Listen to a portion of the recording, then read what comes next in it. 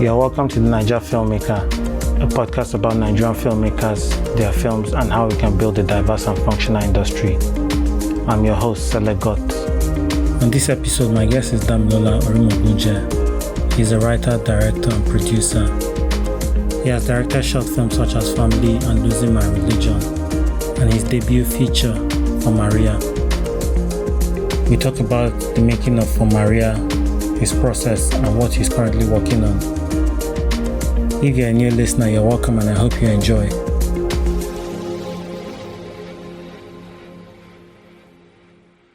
Hi Dami, you're welcome to the Naija Filmmaker.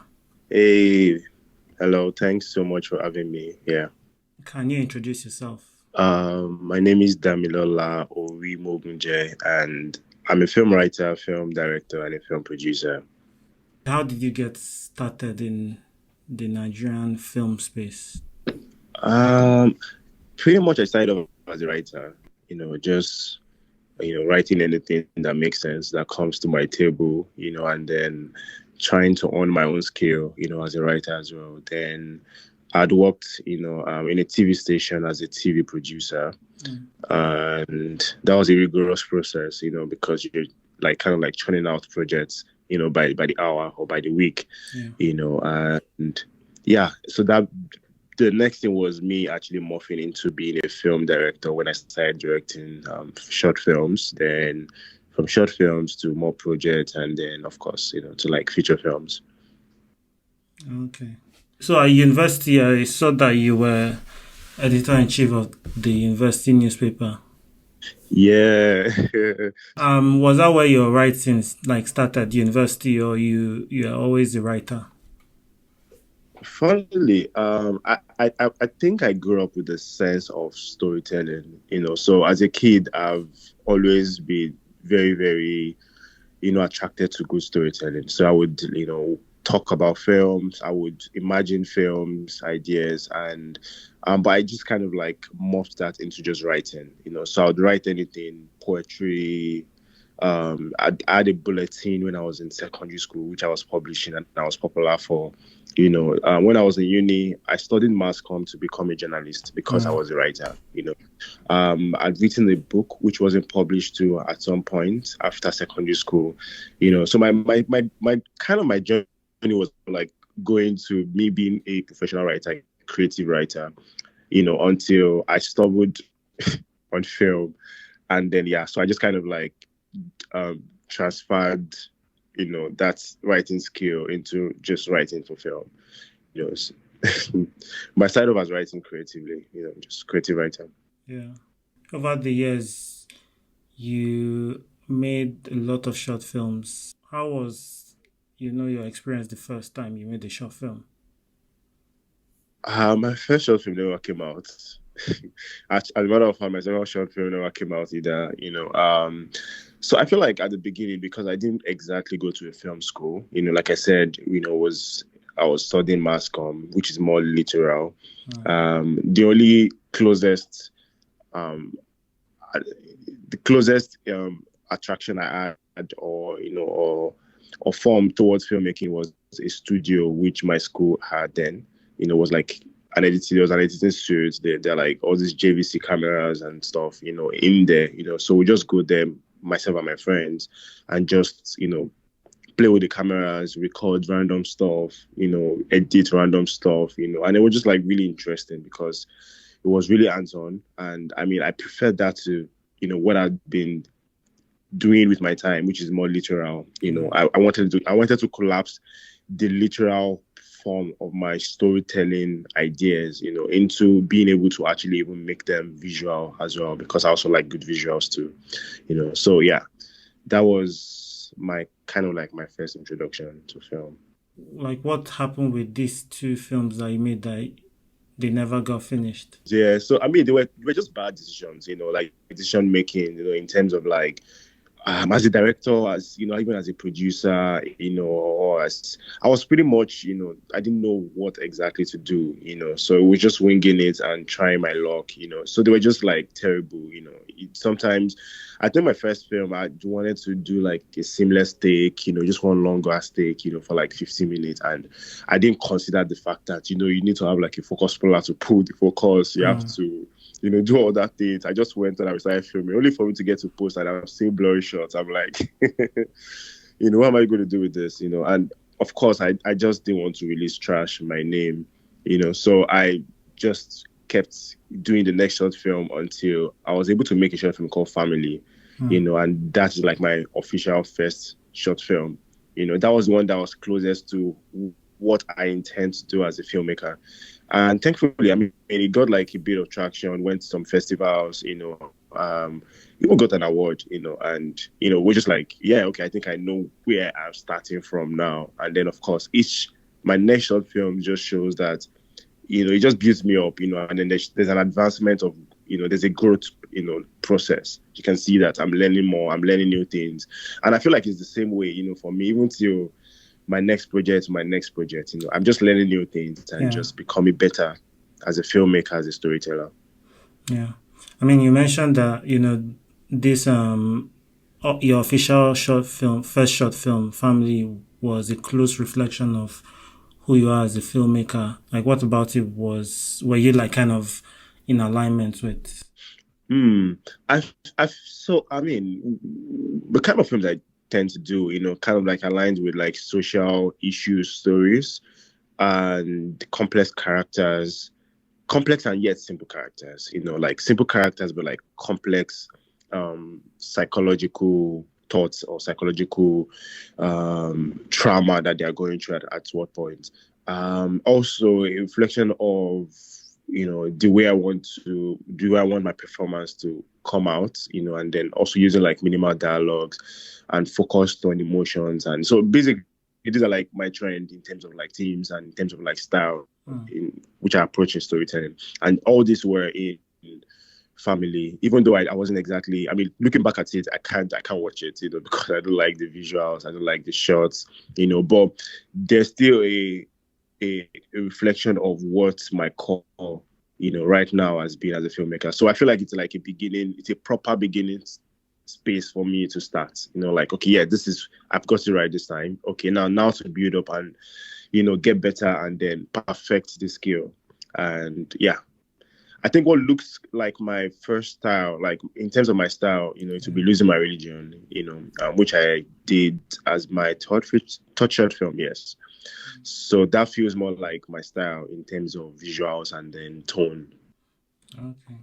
I mean, looking back at that first film and, you going on to make your first feature film for Maria, how would you say you have evolved?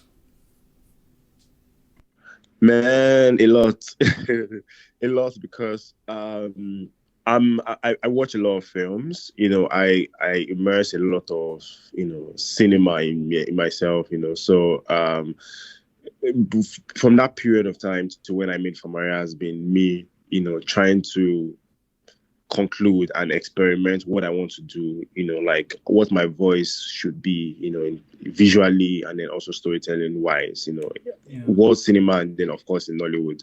And I feel like it changed. I feel like my work, for Maria feels more authentic and it feels more, controlled, so you can see like the deliberacy of, some certain decisions, shots, music, like basically all the artistic merits, were very, very intentional, but while I was making my other shots, then, I was just like, sometimes I have like the ideas, but I start putting them into fruition in post, because I didn't really think them through, or I don't have like a strong command basically of the film, but now, with For Maria, it's more defined. And even now, like, because I made For Maria 20, we shot in 2019.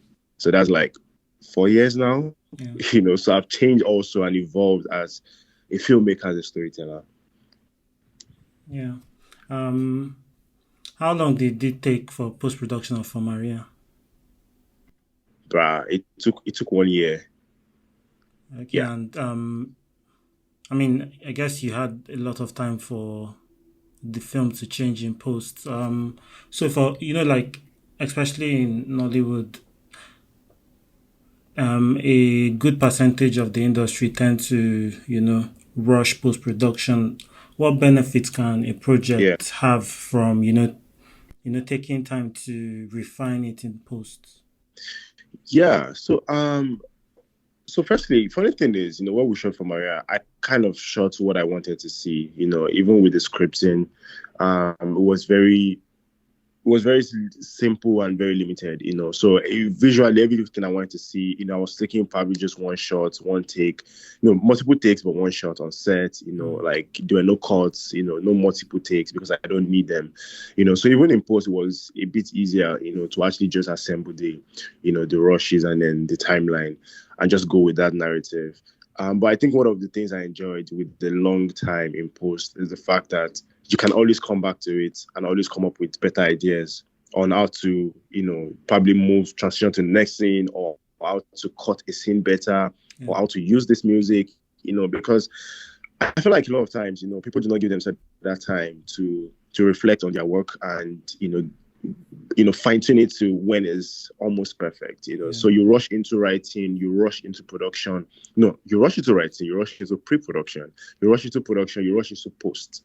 Until you watch the film 3 years later as a filmmaker, then you are seeing minimal, flimsy mistakes that, you just giving it more time would have shown your eyes to see. You'd have seen it. You'd have seen continuity issues. You have seen all that. And most time, even experts, working on that ridiculous amount of timeline, cannot deduce those mistakes. And that's why I feel like a lot of times, films come out in Nigeria and then you have audience that do not even have, that are not even as, they're not experts like as you are, and have seen silly mistakes in your films, because it was rushed.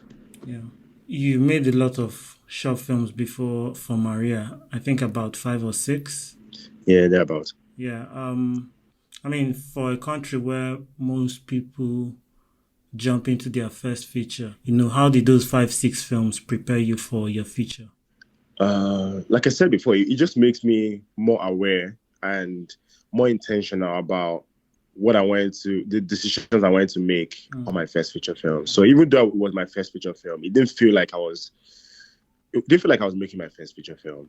Like it didn't feel like I was naive about, what I wanted to do. I mean, it was the first time I was making that form. The lens is just the difference. But I was very much aware of what I wanted from my actors, from every department, and it gave me an entire control. I'll tell you, 100% control on every department, and also made me learn that because I mean, making short films, and then at the end of the day, you're like, okay, maybe there was a problem with the cinematography, and that is why. The performance is good, but the cinematography is not so good. Oh, the cinematography is good, but the performance is not so good. Oh, the art design could have been better, But now I realized when going to for Maria that I have to man every department, especially when you're working in an industry where the budget is very limited. You can't exactly hire, all the best hands, and even the most experienced hands. Yeah. And also you don't have enough time to, to play with ideas. You just have to go make that shit done, immediately. So for me, it was a proper pre-production, that basically controls every decision, that was made on set and even in post-production. So that was a great lesson for me. And yeah. I mean, over the years, your films have been selected to over 50 film festivals. When did you discover, the power of festivals to, propel a filmmaker's career? To be honest, I think I learned that so I told you I made Family, a short film, which, I mean, that was the only short film that made sense. Then it was selected to a festival in Ghana. And that was their first, I think that was their first edition. I'd gone to the festival with Stanley Ikware. There's another guy called Joe Baka, a Nigerian filmmaker, and then Fidelis Duka of Abuja Film Festival. That was me new to the industry, and then we went to this festival. It was just an insane experience, in the sense that we're watching good films, relating with filmmakers from all over the world. That opened my eyes to like a lot of things, so the possibility of making film that transcends, our locality. You can make films, that resonates with other people, other parts of the world. And that was me seeing it firsthand, from my first project. And it just immediately in Ghana, I just knew that this is the kind of filmmaker I want to be. Filmmaker that, that makes projects that definitely can travel, not for the essence of, oh, I'm traveling, but for the essence of just being able to showcase my work, to globally, because, my story definitely can resonate with these people. Yeah. And I mean, from, these 50 plus festivals that your films have been screened at, I'm sure like you have seen the good and the bad. Like for you as a filmmaker, what kind of festival atmospheres do you appreciate?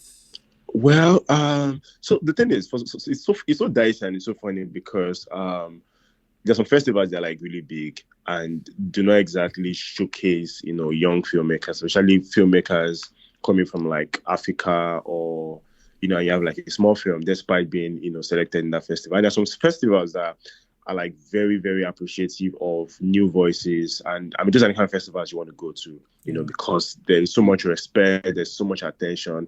But I feel like my best festival experience definitely will be Berlinale this year. Okay. That's for all the colors of the world. I mean, it was mind blowing because we had our world premiere. It was a big sight. You're on the red carpet, walking through. This is something you've wished for, earlier in our careers. Myself and the director, being at, in world cinema, like the best of the best, and then presenting your work, and then the way the films were taken, like you're screening to people that actually understand film, Yeah. that love cinema, and they watch the film. They, what the conversation you have, it's not just about, oh, I love your film. It's about the kind of conversation we have with them, and then you see how much they actually respect your work, and I think, sometimes that is not seen, in our own terrain when, people watch your film and they do not exactly understand, or they do not exactly appreciate it. We don't really appreciate art, in this area in this our area, but you see people that actually appreciate art, and then just kind of like moves you, to want to make films, So I feel like, it was a massive, awesome experience, for me and the team, because of the atmosphere, the reaction to the film. We won an award also. It was just like, icing on the cake. But generally, I think every filmmaker should tend to go to festivals that appreciate new voices, then, yeah. Yeah. I mean, and you also got a distributor at the festival for the Yes. film. Actually, we got a distributor before we screened. Okay. I mean, the fact that we had the Berlinale logo on our film, it got a lot of traction. We had like people pitching, press agency pitching to work with us, sales agency pitching to work with us. Was great. Yeah. And I mean, you're the producer at that point, how do you, like, were you just, surprised with all the attention you were getting, and how were you able to, kind of take a step back and, kind of sift what is good for your film? I wasn't surprised really because, before we made the film, I told the director that, if this film is not going to XYZ, there's no need to make it. And again, I said this because, it kind of like puts us in the level of quality that we want to control for the film, So if you're making some certain decisions, if you think it is not quality enough for where we're trying to go, then there's no need, So putting that at the back of my mind, when Berlinale came calling, it was just like, yeah, we saw it coming. But the traction really, it was great. I mean, funnily, I thought that, okay, yeah, we're going to go to Berlinale, screen, just have fun, but we got to Berlinale, and then it was, the film was a favorite, almost everyone's favorite. People would see us walking. Topatella, the lead actor, was at the festival. They'll see him, and then of course see us and know that we're the team from all the colors, and then start, sending down praises, and all that. It was just it was fascinating. Back to your question. I think I missed your question. For example, you said people were pitching to be your sales agent and all that. Like Yeah. at that point, how it's kind of like a relatively new world for you. How do you decide as the producer, what's good for your project? Yeah. So I mean, first of all, we had goals for the project, goals, ROI goals, financial goals, creative goals, and then all those things. So I feel like, basically we're just trying to compare and, resonating with most of the meetings we have, so if we have like people pitch the ideas or what do you want to do, if it resonates with our goals, then we are one step closer to working with the person, so even till now, with offers that we have on the table now, because we actually get a lot of offers, it's still in relation to, does it align with the goals that we want for the film, and I feel like for me personally, that's what has actually kept me grounded. I've learned a lot of things, in the last few months, from just, going to the festival and, the selection itself. And crazy, like new things that I should learn as a producer myself, things I should know, even minor things that I probably did not think about before, so it's just been like an eye opener, and then of course playing on that level, which is, like the biggest level really, and, it just adds a lot of experience, to me as, now beyond as a writer and a director, as a producer, and then those lessons definitely I'm taking to my next project. Yeah. Okay. You were a jury member for, I think, last year's edition of the annual Film Mischief. Yes.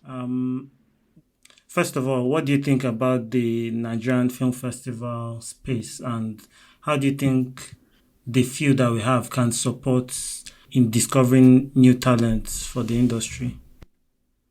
As regards festivals that basically support new talent, I think, like you mentioned, Film Rats Festival, I think it's one of the festivals that basically just, spotlights, new voices, art house, and that was like a genuine, win last year, with the films that were shown, the filmmakers, that attended the Bond, I think there's also there's also the Assistant Festival, which also showcases, unconventional films, art house films, I feel like I really like that when the two, even though they're still like very fresh, but I think basically what it does is it's basically introduce to the filmmakers in the industry who do not know that, there are films, that are beyond just the mainstream kind of films, the Hollywood or the conventional Nollywood kind of films, so you pose your eyes to actually seeing that you can actually tell stories, in different forms, and also basically, also helps filmmakers that are also making films alike, to be better, and of course, if your work is getting played, you getting traction for your work, it makes you want to be better and just creating. I think those two festivals have really been, doing that. There is Afri also, which is a fun festival. Everybody wants to go to Afri to have fun. Yeah. Yeah. At this point, can you also mention some directors that inspire you? I feel like everyone that knows me knows that I'm in love with Wong Kar-wai. Wong Kar-wai is like my mentor, my role model. I really love his work. I am a fan of Ijma Bergman, the Swedish director. Yeah. I love Terrence Malick. I'm a fan of Barry Jenkins. Yeah. I'm a fan of Krzysztof Kidlowski. He's a Polish director. Basically, my kind of films, kind of like tends towards art house and, art house basically. So I'm a fan of these first directors I mentioned. I have like many other people, but those are like the main deal for me. Yeah. Okay.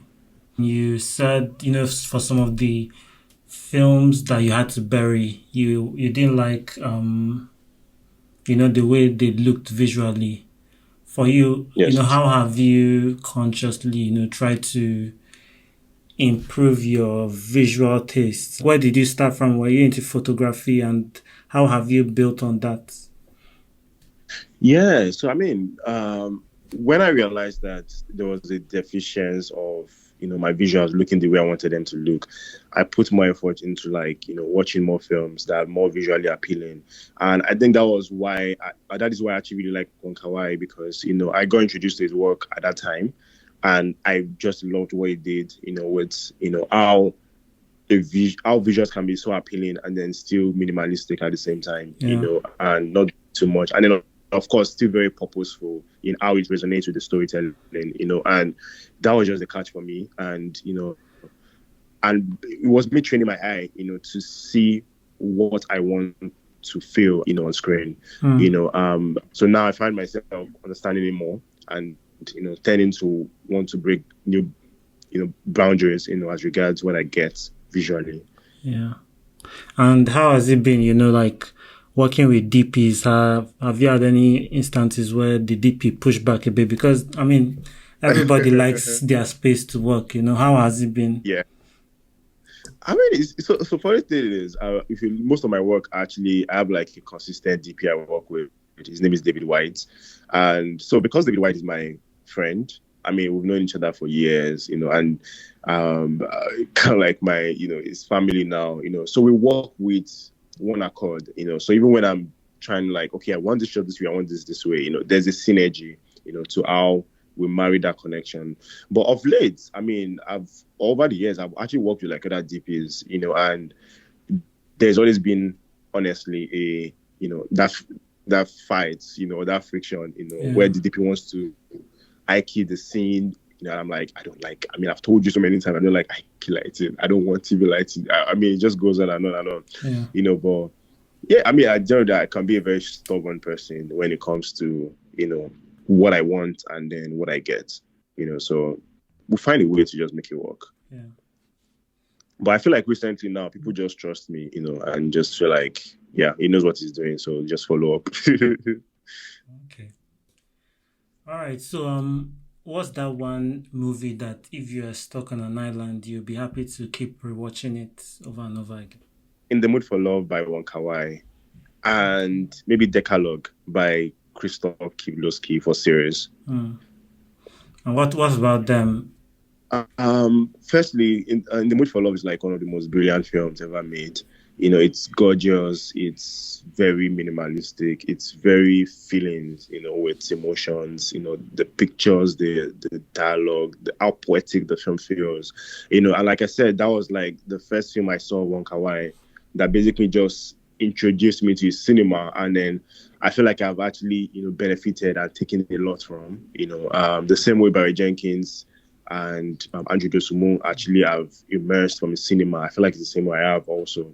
So it's very iconic for me that way. With Decalogue was the first series I saw and just blew my mind away. I love films that have like very deep philosophical, portrayal, depth in terms of, how reflective, introspective they are. Yeah. And that film basically, shows that like it's talking about social issues, as I want to say in my work, but then again, in a very artistic way, in a very brilliant way, because I've always thought filmmaking basically is meant to be done by people that are brilliant. Trust me, because, your brilliant mind basically morphs how you tell the story. You watch a story and like, what the fuck was this person thinking? How do you think about, this sequence? How do you think about this shot? How do you think about this line? And I just feel like it's a genius work, that every decision that was made in the series, storytelling especially, was just like mind-blowing, And then, of course, if you've seen his work trilogy, the Colors trilogy, that's red, blue, white, phenomenal as well. But the series Decalogue, I rave about it all the time, So if I'm stuck in an island, just give me those two works and I'll binge and I'm okay. Nice. Okay. Let's move to For Maria.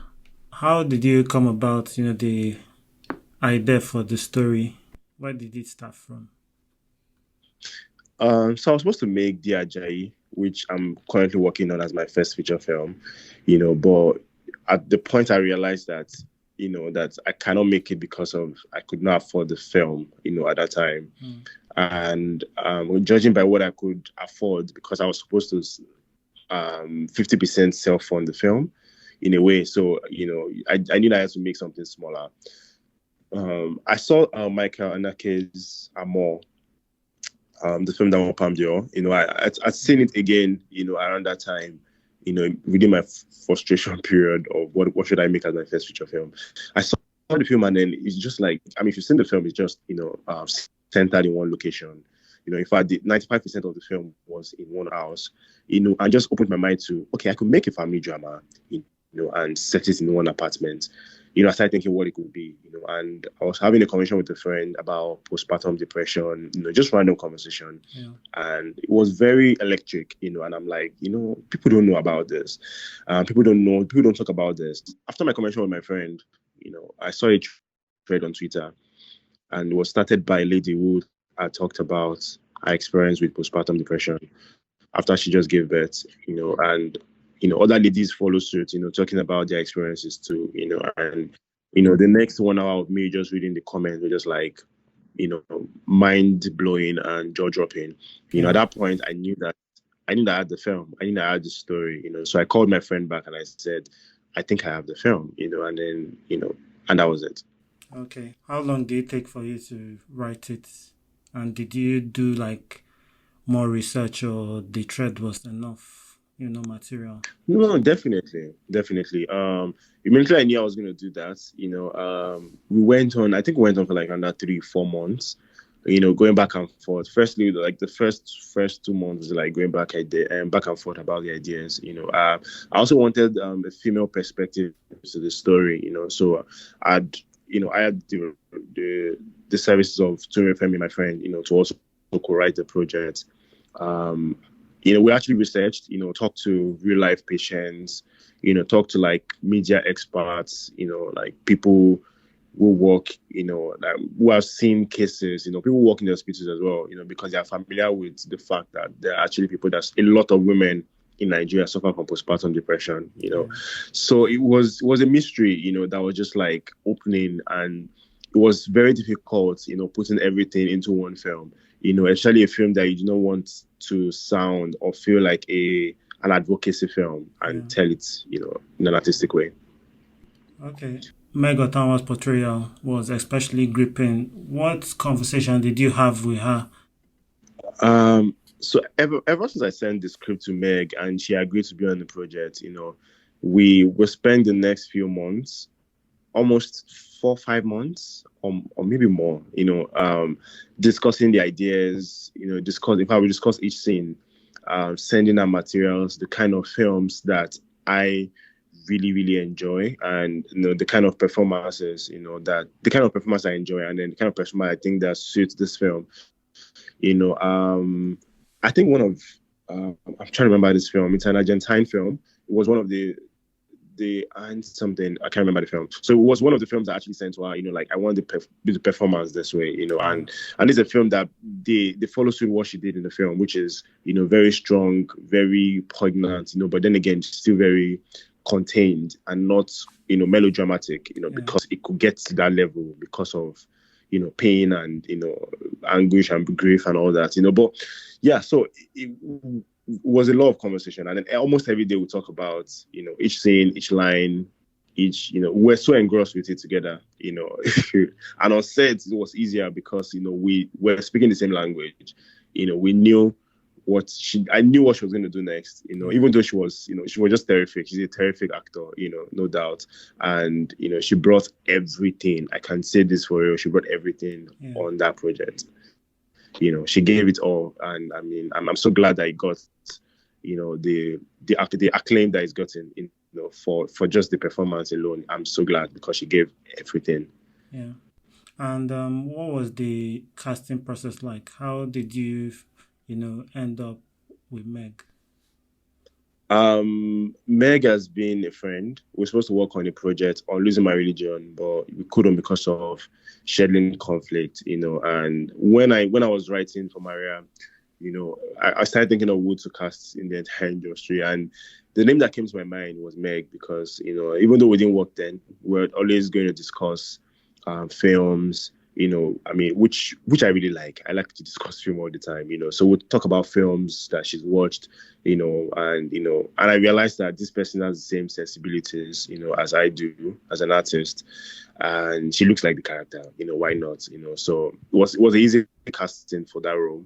The one that kind of like gave us issue was casting for the husband. Yeah. I wanted the film to be in Igbo for some strange reasons, and also cast an Igbo actor as the husband, and then we talked to like almost 10 actors, if I'm not mistaken, 10 actors in the industry, and some they just couldn't jump on the project for one reason or the other, probably time or just different reasons, and it was just really frustrating because I wanted to shoot, soon.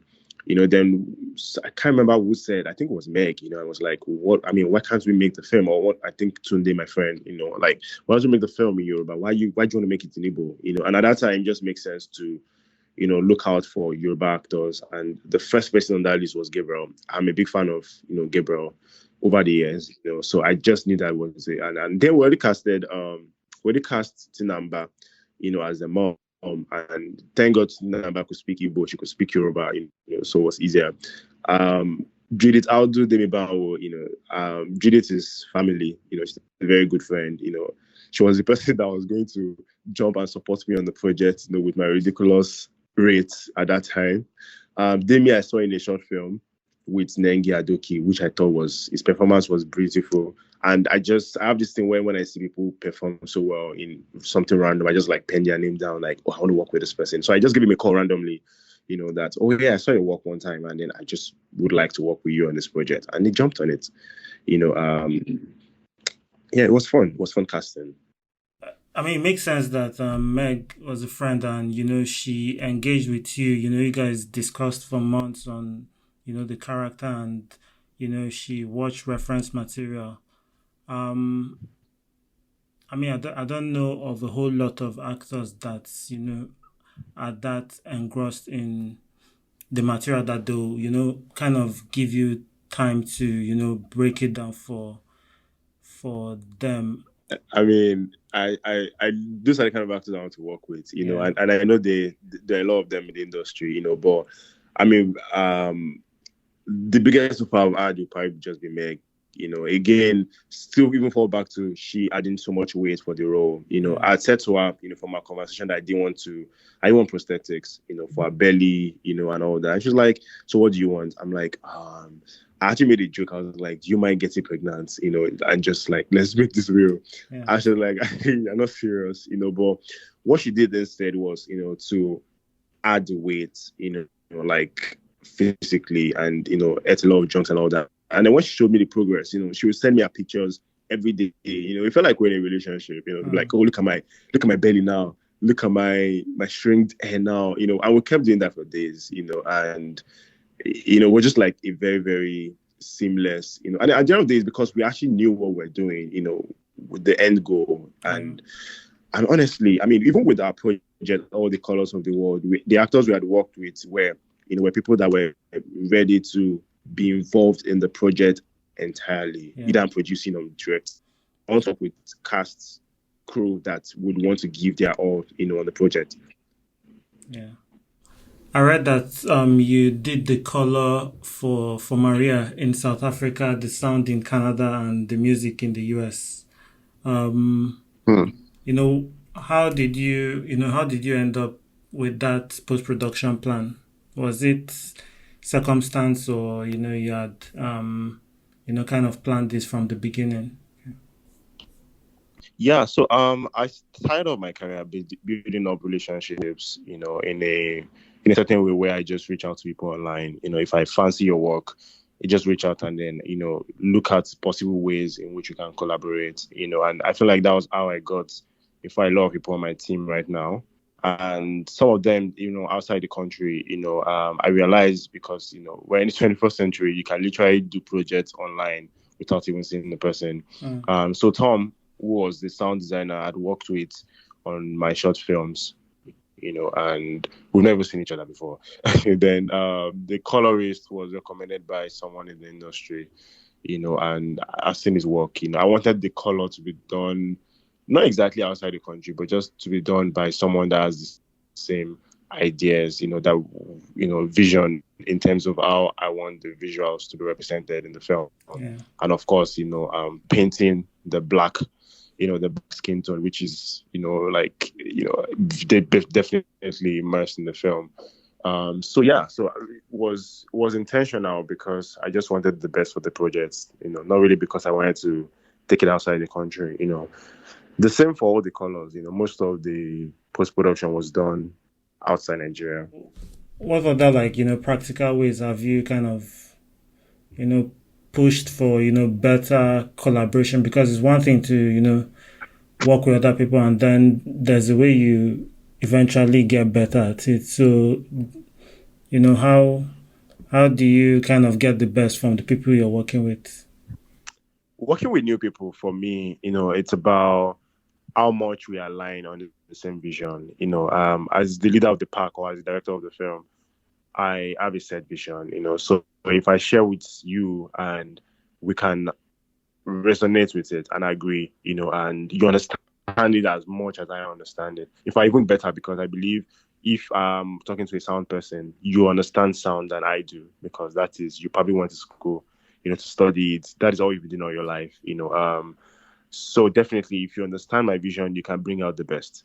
And like I mentioned before, I like working with people that give 100%, into projects, that leave the project, and that want to elevate the project as much as I want to, So most times, if we can agree, before we actually even get to the project, it's almost like a meeting where, you read the script and you see me looking like, like an overjoyed kid and asking you, what do you think about the film?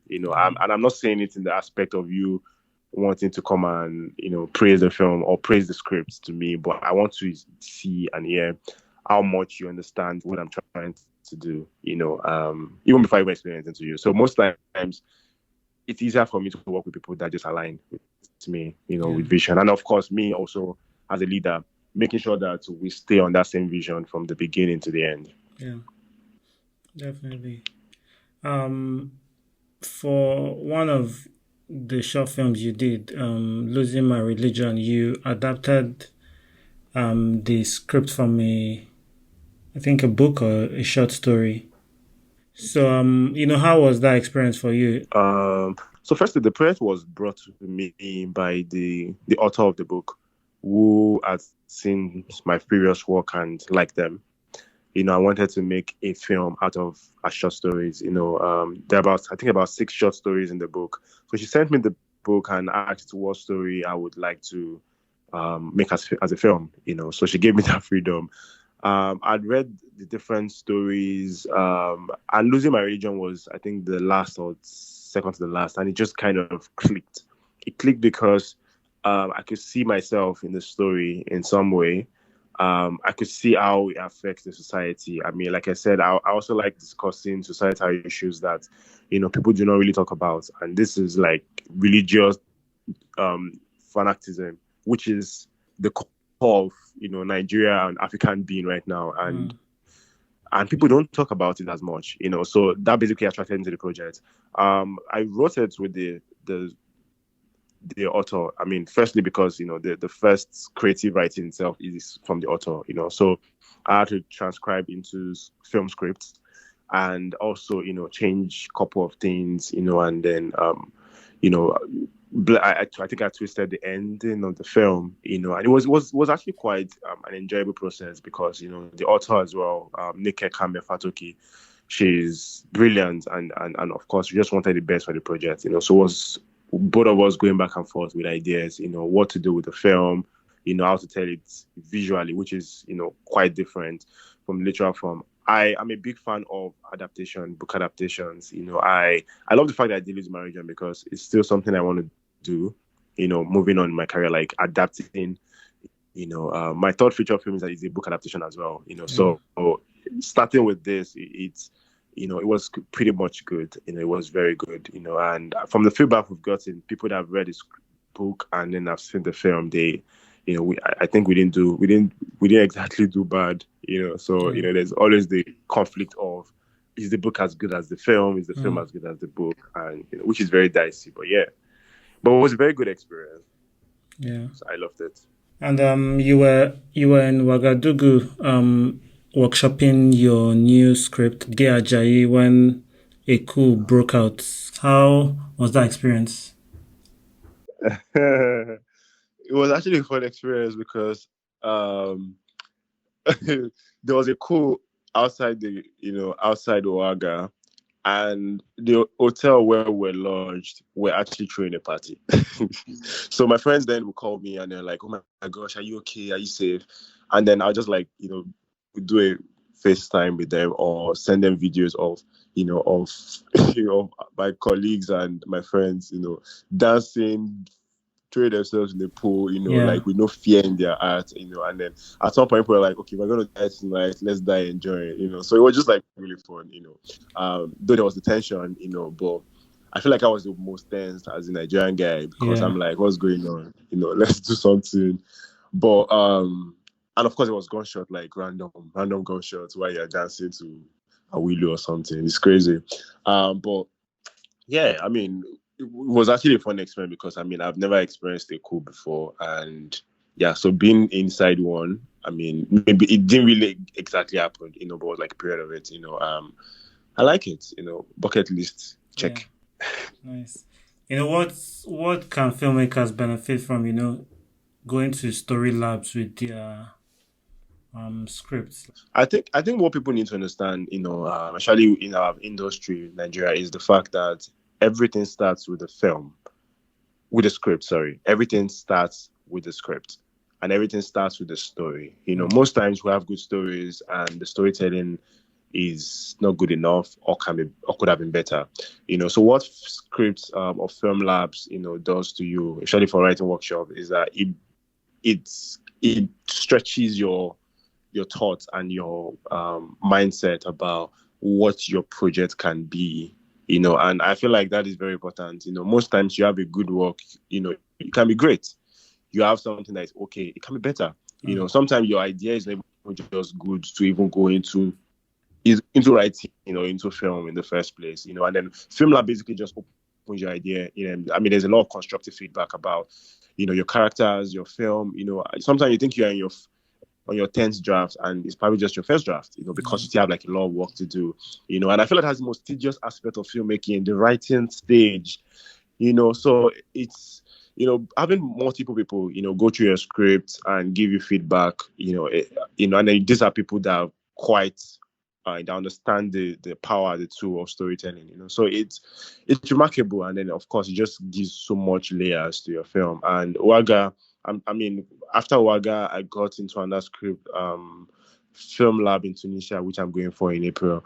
And all this, and all these writing labs in which I've done for this film has opened my mind to how the film can be better. Like even me understanding the film I'm doing more. Like understanding the character, understand. So it's a very, very great initiative that I feel like every filmmaker should definitely be part of at some point. Moving to the Nigerian film industry, of all the things that plague the industry in the way it's run or the way it operates, what do you think should be our priority in kind of improving? Okay. Firstly, I don't like talking about the industry, because there's a lot of things to say, and but yeah, I feel personally, I feel like there's a lot of knowledge deficits, in the industry. I think the exposure level of the industry is very limited. A lot of people do not know more than the confinement of what goes on in the industry and at large, the Hollywood space, which most times it feels unattainable because, you can't even access the kind of budgets and the kind of the spectrum in which those films are made, so it's just fantasies, I feel like the knowledge level in terms of, in fact, towards everything, towards, making films, towards treating people, towards, process. I think it's very off, because I hear a lot of things about how people work, how things are being done, and I just like, you can't keep making films this way, and then for someone that's very optimistic about the industry, I keep saying we've come a long way, from where we're coming from. And, there's a spotlight on Nigerian entertainment industry generally. We can see with Afrobeats. I feel like Nollywood is next in a way, only if we have filmmakers, that basically want to do the right project, that want to do the right thing, want your film to be the best that you've ever make, not just making an okay film, So there's a lot of spectrum, but I feel like majorly, there's, knowledge exposure is very limited, and how can that be curbed, I think would be having more conversations really. And then also, having filmmakers, actually expand their views and mind, towards what they know, which will be, watching films abroad. It doesn't kill, it's sad. Sometimes you're having conversation with filmmakers and they don't know who, I don't even want to say Tarkovsky. They don't even know who Michael Haneke or, even Asian cinema or whatever. They don't even know what they are because, they believe you're copying somebody else, or you both. And when I hear those things, even from like, top filmmakers, it's very embarrassing because, how do you represent, this sect, in world cinema if you're not familiarized with what other people are doing, So I feel like that's like a major thing for me, which most time will also transcend into how you relate to criticism, which is very below par, in our industry. Then also how you relate to even the audience, about arguing with the audience if they are smart enough to enjoy some certain kind of films, or not. Again, all of this come from knowledge, experience, exposure, So I feel like, there's a deficiency a lot of that in the industry. That's just like a surface level what I think should change. You mentioned you are going for another story lab. Is that for your script, Dear Ajayi? Yes, it's for Dear Ajayi. Okay, so that's what is cooking. That's the next project for you. So apparently I actually have 3 projects that I'm working on right now, in different capacities, but in the capacity of writer, director, producer, or co-producer. I'm working on Dear Ajayi, my second feature film, then a limited series. It's a 4-part limited series on Clifford Orji, which I'm collaborating with some people as well, and I'm writing and directing that. So that will probably come out first. I'm shooting that this year. Okay. That will likely come out before the Ajayi, and I'm co-producing a short film, for a very good short film, So basically, those are the 3 projects in front of me right now. Okay. So how can people, keep up with, when you're dropping news and things about your projects? Where can they find you? Social media, I'm Damilola Orimogunje, Twitter, Instagram, LinkedIn, Dami Orimogunje. Thanks, Dami, for coming on the Naija Filmmaker. Thank you so much, Sele, for having me. I love shows like this because, I feel like this is a solution to, the knowledge deficit I was talking about, because, the more we speak, about ourselves, about our work and process, the more it enlightens, other people. And so I'm always glad when I see things like this. So thank you very much for your contribution to the industry and for having me on your show as well. I appreciate it. Thanks. We have come to the end of this episode. Remember to rate and review the podcast. You can also follow me on Instagram, Twitter, and Facebook at Selega Film, and the podcast at the Naija Film Pod to share your feedback. You can now support the podcast by visiting the website to donate. See you on the next episode. Have a good one.